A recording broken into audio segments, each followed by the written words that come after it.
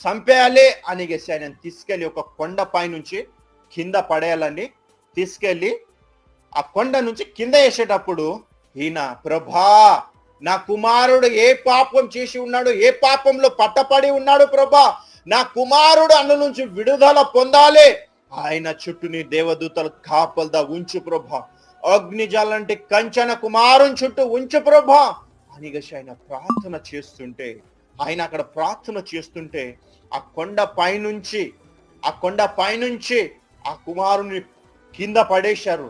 ఆ కింద పడేయగానే ఆయన ఆ కొండ నుంచి దొర్లుతూ కింద పడుతుండగానే ఒక చెట్టుకు ఆయన ఒక చొక్క ఇట్లా చిక్కపడి ఆయన అక్కడ వేలాడుతున్నాడు. వేలాడే సమయంలో ఇక్కడ తండ్రి ఆయన కోసం కన్నీరు కారుస్తూ ప్రార్థన చేస్తున్నాడు. అక్కడనే